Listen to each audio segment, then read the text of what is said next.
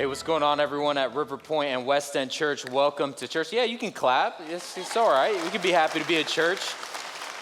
Hey, my name is Abe, and I get the privilege of being one of the pastors here on staff at River Point and West End. I want to welcome everyone that's joining us, starting with the fellas over there at the Ramsey unit. We're so glad that you're doing church with us today. Also, everyone that's joining us from Missouri City, go stop by and see your campus pastor, Chad Harold, and also everyone that's joining us at West End Church. That's the campus I get the privilege of leading. So sorry I couldn't be there this morning, but if it's your very first time there at West End, go stop by and say hi to Pastor Jairus, or as we affectionately call him, T. And I'm going to ask a favor of everyone over there at West End. Will you annoy T for me? Because you see, Jairus is kind of a thorn in my side every once in a while, and he likes to make jokes, so go and harass Jairus over there at the West End campus. And then everyone that's joining us online, thank you so much for doing church with us. And of course, our friends here at Richmond, you guys happy? You guys here? You glad you're here this morning? Awesome. Great. Good stuff. Hey, really quickly, an aside, we are working on something across all three campuses, West End, Missouri City, here at Richmond, and we are wanting to put something together for folks that are in their 20s, young adults specifically in their 20s. Here's what I know about 20-year-olds at Missouri City and Richmond. It can be lonely for y'all out here in the burbs, okay? So we at the West End campus, we are the city folk, we want to do something where we can gather everyone together and help remind you that you are not alone in this world. And listen, young adults need all the support that they can get. Do y'all remember what it was like to be in your 20s? You guys remember how awful that was? Can we help them out? We want to provide a space where y'all can meet one another. Again, be reminded that you are not alone in this life. And we don't know what we're doing yet, but we just know we want to get everyone together, and it's going to be fun. We're going to spend a lot of time and energy putting some effort into it. So if you're in your 20s here at Richmond, over there at Missouri City, or over there at West End, I'm putting you on notice that we've got something cooking, and our first event is going to be on Monday, June 26th. So mark your calendars and save the date. Hey, listen, we're launching a new series called Staycation because it is that time of the year where people go on vacation. We just celebrated Memorial Day weekend. That's the official kickoff of summer. Did anybody have fun Memorial Day plans? And we do something great, awesome. Over there at West End, there was no one at church last Sunday, so I hope that you had some good plans. I hope you had fun while it was just me and 5 of us. But listen, this is a time of year where so many of us go away and we travel, we go on trips, we go on vacations, right? But in my opinion, my humble opinion, this may not be a popular opinion, but I think vacations are overrated. Let me tell you why. Let me build my case. How much time goes into planning a vacation? How much money do you spend on vacation? Before you even go on vacation, how many hundreds and thousands of dollars do you blow just on flights alone? Here's my strongest case against vacations is people. And I'm not talking about the people that are there when you get there. I'm talking about the people you go with. That's stressful. People are stressful. You got to account for people's shellfish allergies. You can't eat where you want to eat. You can't go where you want to go. You have to make sure everyone's happy. Kids, family members, spouses. Can we be real? Vacations were the most fun when we were single. They just were. You got to do whatever you wanted to do. Single people, go on vacation, travel as much as you can while it lasts. It's awesome. And here's probably the worst part about vacations is the fact that when you get back from a vacation, how many of you guys can relate with the feeling of needing a vacation from your vacation? That's the truth, man. Vacations are overrated. You know what? If Patrick Kelly gave me a week off and he said, Abe, you can go wherever you want, you can see whoever you want to see, you can do whatever you want to do. You know where I would want to go? Nowhere. I don't want to go nowhere. Houston's amazing. The greater Houston area is awesome. There's so much to do in our amazing city and its surrounding areas. There's so many places to eat. If I ate at a different place for breakfast, lunch, and dinner 365 days a year, I still would not have enough time to go to eat everywhere there needs to be eaten at in Houston. That's what I want. I just want time to enjoy my city. You know where I really want to go on a staycation? I want to go to Kroger at 11:30 a.m. when no one else is there. I want every aisle to myself. I want to memorize the nutrition facts on every box of cereal. I want to look at every ribeye in the steak aisle and literally pick the best steak. That's what I want to do. I don't want to do anything. I don't want to go anywhere. I want a staycation. Here's the thing about vacations. You want to know why vacations are so alluring? Vacations draw us in because vacations promise an opportunity for us to escape. That's all it is. The reason you look forward to vacations is because you equate distance, physical distance. I'm going 300 miles that way. You equate physical distance with distance from your everyday people and problems. That's why we like to go away. And I'm not, listen, vacations are awesome. They're great. I love to travel. Vacations are great. But the thing is, vacations promise us something that it can't actually deliver on. It can't. What we hope and what we dream vacations will get us, hardly ever does it actually come true. And typically we come back a little tired and we dread having to go back, and it's just, there's something there. It's fun, but there's something missing. And the question that we're going to be dealing with in this series, because we're playing off this idea of a staycation, is can you experience something extraordinary without having to go somewhere else? Can you experience something extraordinary amongst everyday people in everyday places? That's the question, because it is not practical to feel like you need to rely on a vacation to feel better about your life. It's not going to deliver on the joy. So how can we find joy in the here and in the now, exactly where our feet are planted? Is it possible? So we're going to be using this idea, this illustration of a staycation. And the number one tip that we're going to open up with today is, if you want to make the most of a staycation in a place that you're familiar with amongst people and places that you've grown accustomed to, the number one thing you've got to do is you have to welcome interruptions, right? If you get the next 7 days off of work and you've got to stay in the city of Houston, and you've got to have fun, you've got to welcome interruptions, because there are places that you drive past every day and you've always asked yourself, I wonder what's going on in there. I want everyone to think about what that one place is. For me, it's always food. Okay, it's always food. For me, it's this one raggedy looking taco truck outside a Shell station by my house. That taco truck, every time I drive past there, I'm like, those tacos are probably amazing. They gotta be so good. The more raggedy it looks, the better the tacos are. I wanna go eat lunch there one day, but I don't have time. But if I was on a staycation, I would just be driving. Maybe I'm on the way to the gym. I'm on the way to be healthy. I'm gonna get a good workout. And I'm like, you know what? Bump the workout. I'm gonna go eat there. You gotta welcome interruptions. You gotta welcome spontaneity. You gotta be curious enough to put a pause on whatever it is you thought you had planned and say, you know what? I'm gonna blow up the script. I'm gonna do something different. But here's the thing about interruptions, because now I'm gonna bring it back to real life, okay? Bring it back to real life. If you wanna experience something extraordinary amongst everyday people in everyday places, you have to welcome interruptions. The thing is that interruptions are fun when it's food related, but they're not so fun when they're people related. And here's the thing though, people are everything. People are it. We are God's most precious resource. We are his prized possession. We are the best thing about anything, any place where we're at. We, people, are its greatest features. So we've got to live a life, if we want to experience something extraordinary, we've got to live a life where we welcome interruptions by others. And Jesus is going to show us exactly how to do this. We're going to pick up this story in Luke chapter 8, verses 40 through 42. That's how we're going to start off. And this is what it says about Jesus welcoming an interruption. It says that now when Jesus returned, he returned from running an errand. Okay, he did something amazing, like Jesus always did. And he comes back, and the crowd welcomed him. For they were all waiting for him, and there came a man named Jairus, who was a ruler of a synagogue.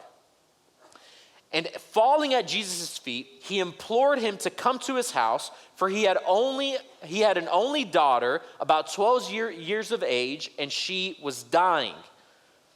Okay, so Jesus comes back from doing something.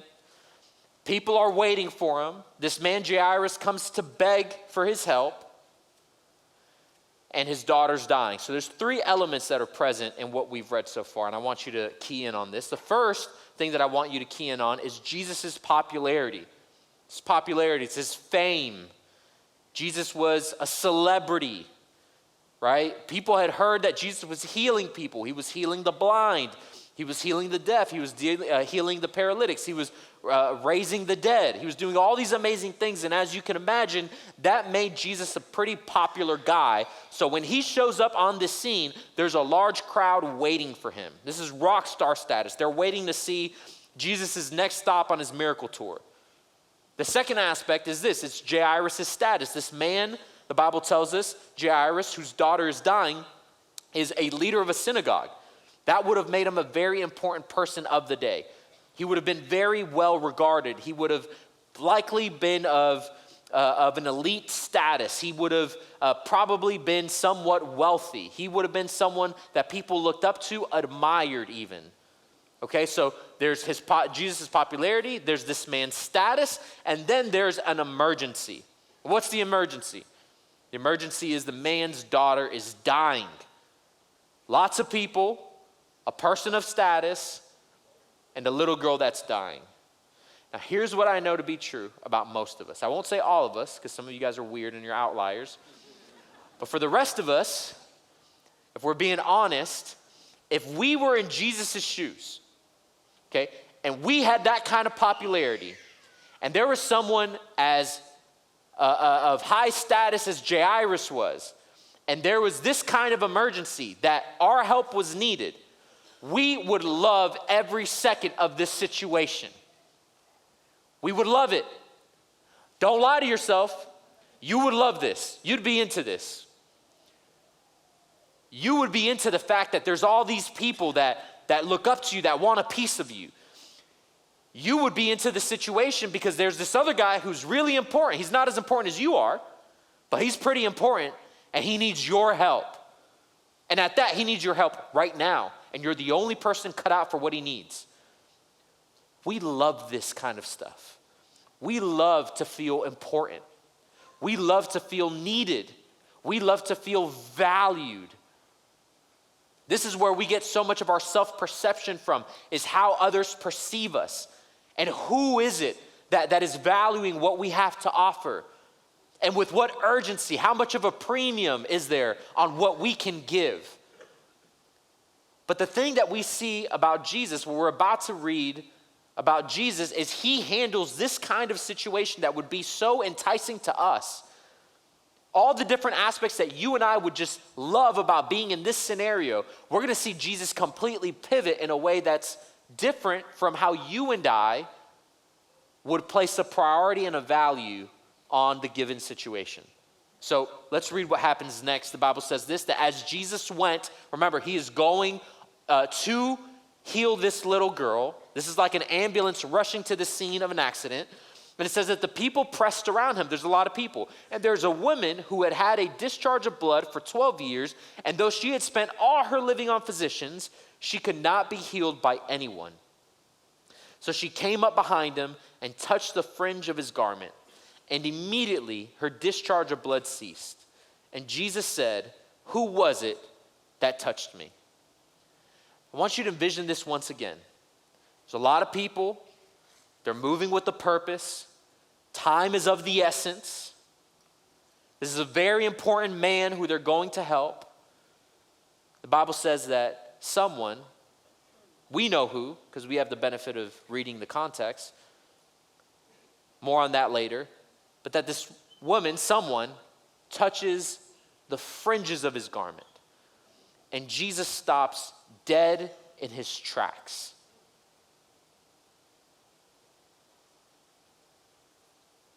This is a crazy situation because every second counts. Every second counts. Yet Jesus stops. And this is what happens next.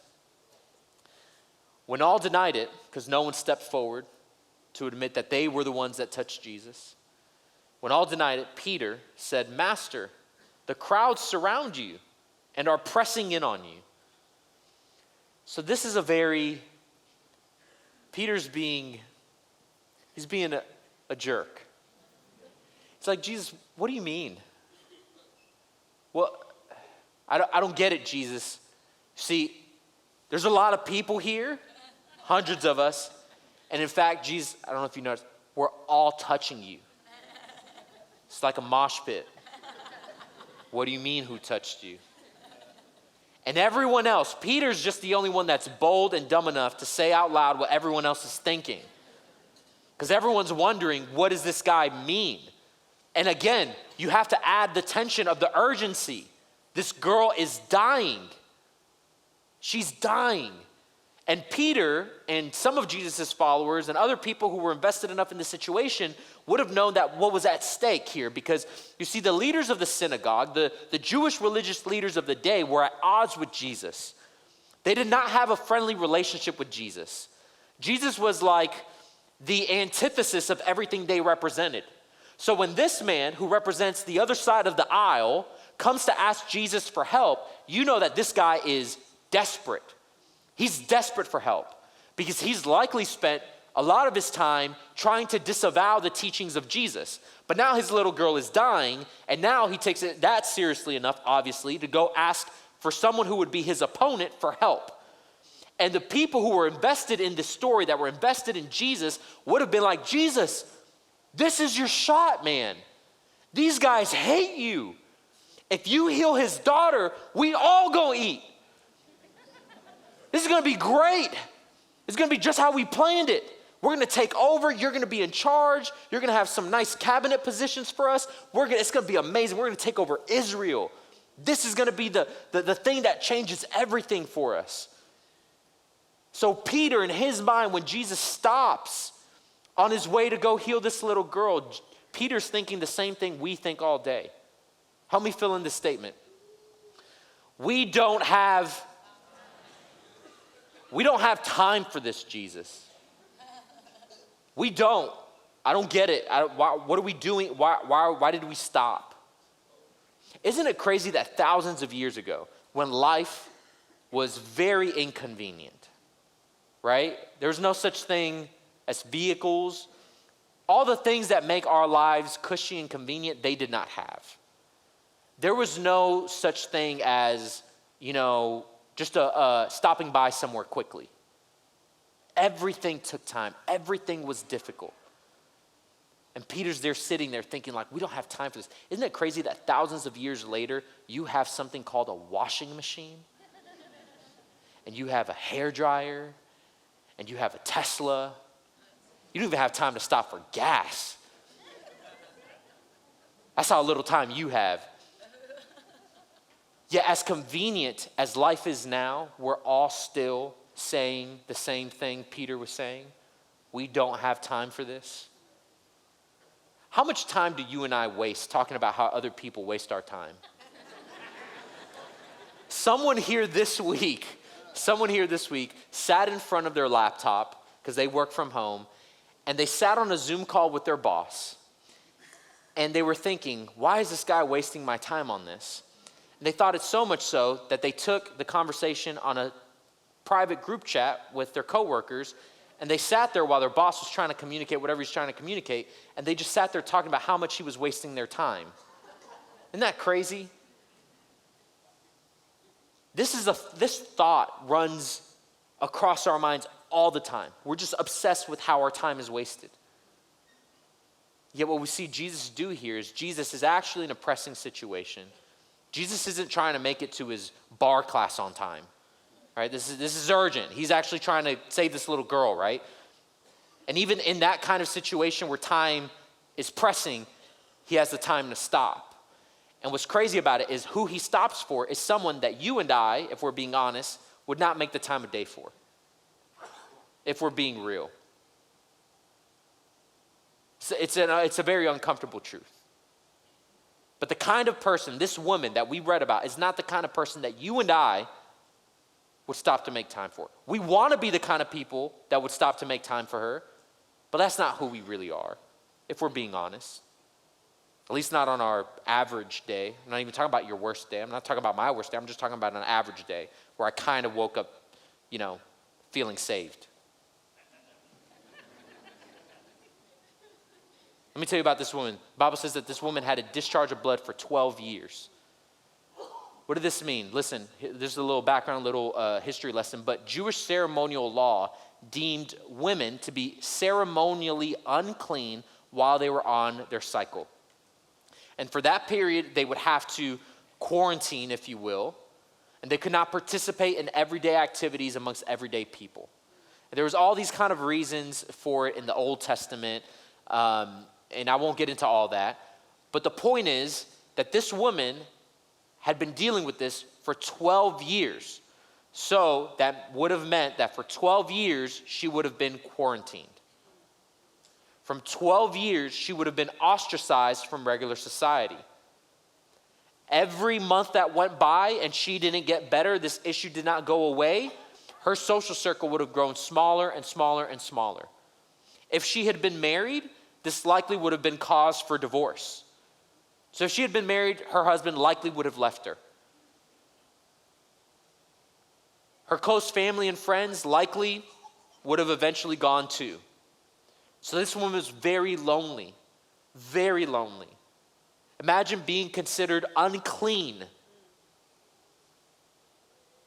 And to make matters worse, she had spent all her money on trying to get better and it hadn't worked. So she was now broke. And this is the person that Jesus stops for.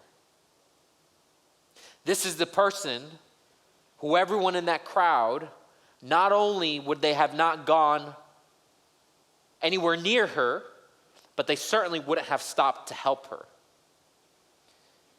And while Peter is saying, Jesus, we don't have time for this, Jesus says, no, this is what he says. He says, someone touched me, for I perceive that power has gone out from me. He said, no, Peter, I'm not going anywhere until I know who.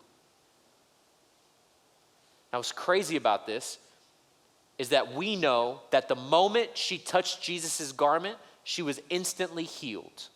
In other words, she got what she had came for. Jesus had done for her what she had wanted him to do. He did for her what was miraculous. He did for her what no one else and nothing else could have solved. So for all intents and purposes, Jesus' job was done. She's better. She now gets to resume her life. It's an amazing story, but it's not enough for Jesus. That wasn't enough for Jesus. It wasn't enough for him to simply heal her. He wanted her to identify herself. Why? Why is that important to him? Well, let's read. It says that, and when the woman saw that she was not hidden, she came trembling and falling down before him, declared in the presence of all the people why she had touched him and how she had been immediately healed. And it goes on to say this, and he said to her, daughter. This is a huge term of endearment. No one would have called this woman daughter for the last 12 years. And he says, daughter, your faith has made you well. Go in peace. This is why it wasn't enough for Jesus to just heal her. Jesus wanted the interaction.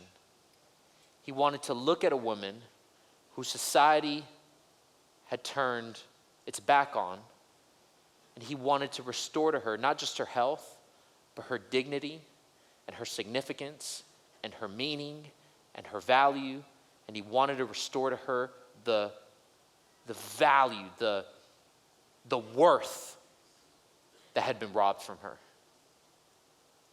That's what Jesus cared about. That's why this interruption was so important to him.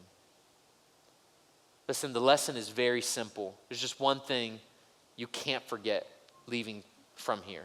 It's just one thing that there's many things that Jesus is teaching us, but there's just one for today. And it's this. It's the fact that we all need to be interrupted. We all need to be interrupted.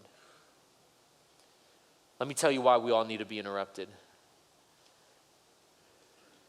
Because you and I, everyone at Missouri City, everyone at West End, Ramsey Unit, everyone joining online, we are really important people. And I'm not even saying that sarcastically. I mean it. We are really important. We are. We have a lot going on in our lives, don't we? In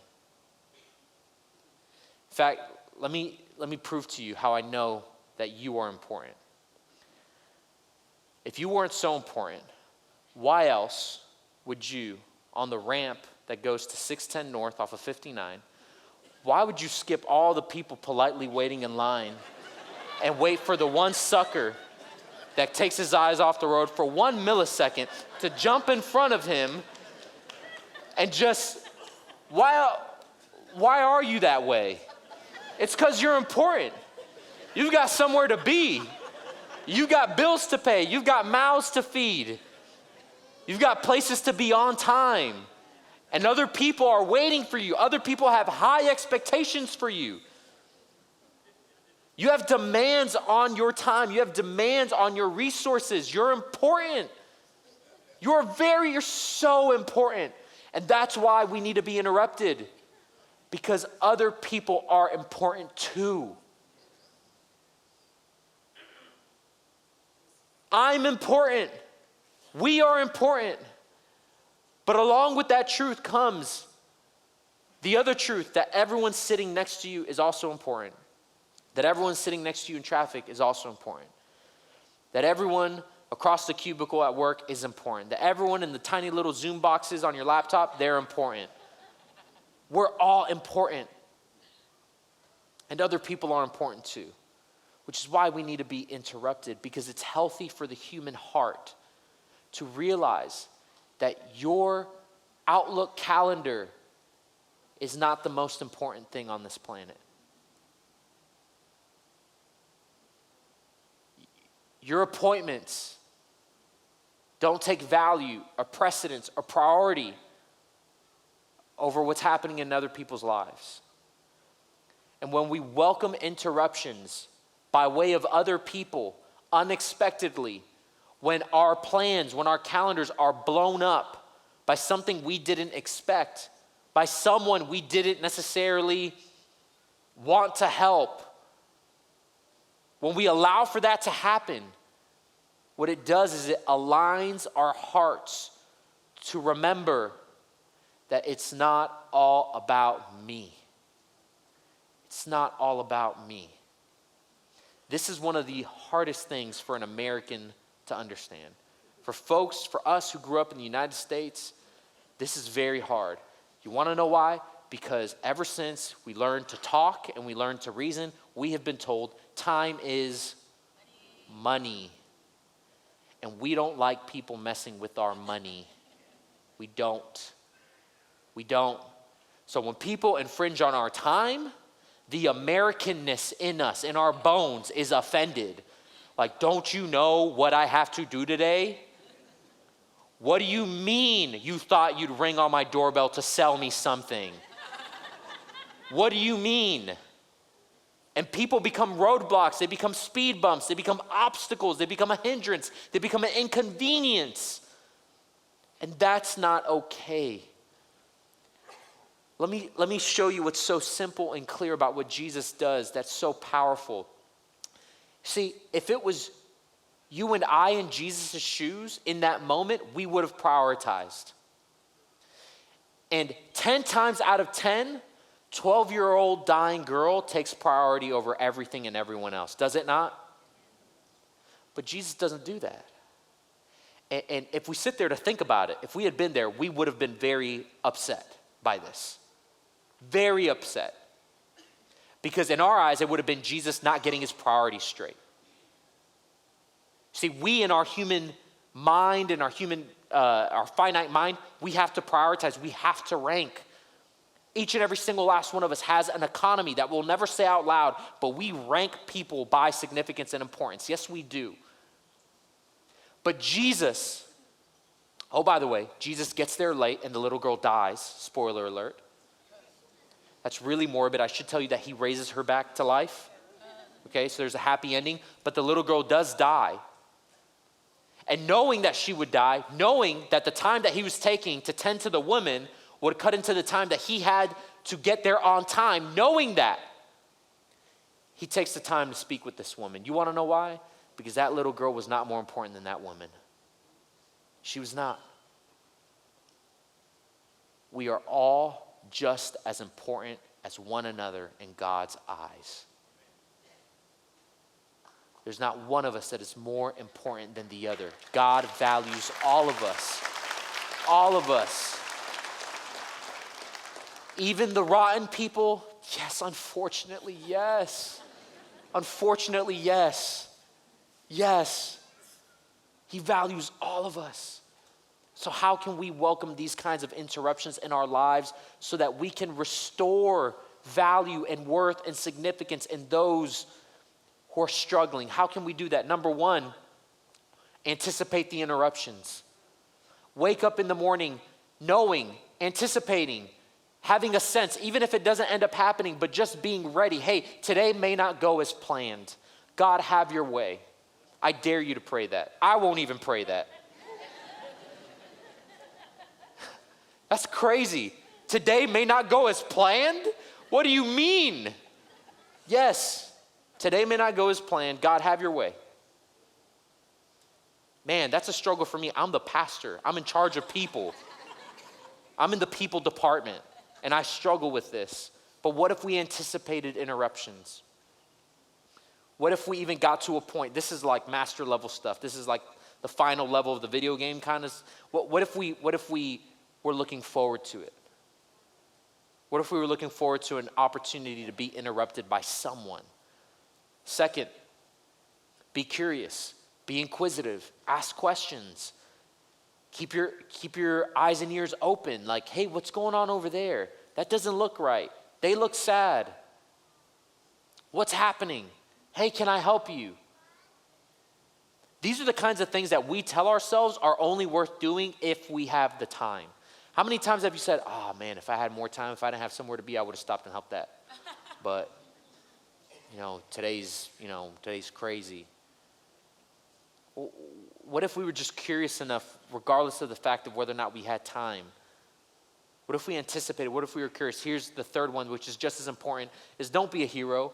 I'm not preaching this kind of, what I'm not telling and what God is not expecting is for you to save the world. That is not your responsibility. It's not your responsibility to help everyone. If you go out there and you try that, you will burn out in a week.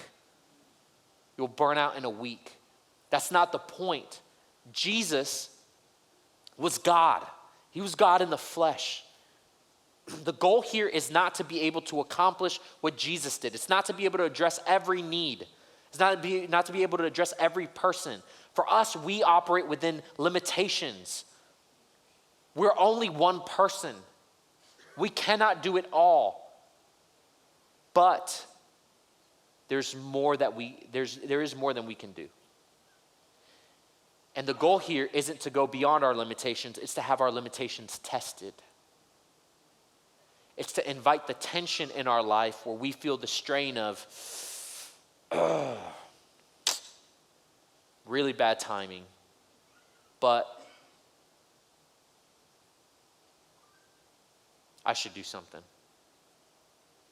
Less than ideal situation. It would have been great if you got a flat, 30 minutes ago. But it's that. You're inviting that tension where at the very least you struggle. And you won't be able to do it all, but can you do some? Can we do some? Because I'm certainly growing in this area. So can we welcome the interruption? Do you want to experience something extraordinary amongst everyday people in everyday places? If you want God to use you for something extraordinary, welcome interruptions. Anticipate them, be curious, don't be a hero. Let me pray. God, we thank you so much for the way that you value us. God, the gospel, the good news that you came to die for us is something that is so personal, something so intimate, something that we all have to take ownership of. And we have to, I don't think there's a better way to say it. We've got to own that. That's awesome that you love us, but God, that in getting caught up with the fact that you love us, that we would also realize that you love everyone else as well. That everyone else matters to you and everyone else is valued by you. And maybe, just maybe, God, it would just be such a growth that would happen in our hearts and in our minds if we became open to being interrupted by others that you cherish and you love. And could you use us to remind them that you love them as well? God, this is not an easy prayer to pray. But God, I just pray that we would be people who were more open to that we would anticipate it, that we would be inquisitive, and Lord, that we would be reminded that at the end of the day, this is the world that you created, and we can't be you. We can't solve everyone's problems. We can't be heroes to everyone, but there is something more that we can do. And I pray that we would be challenged by that. It's in your name we pray. Amen.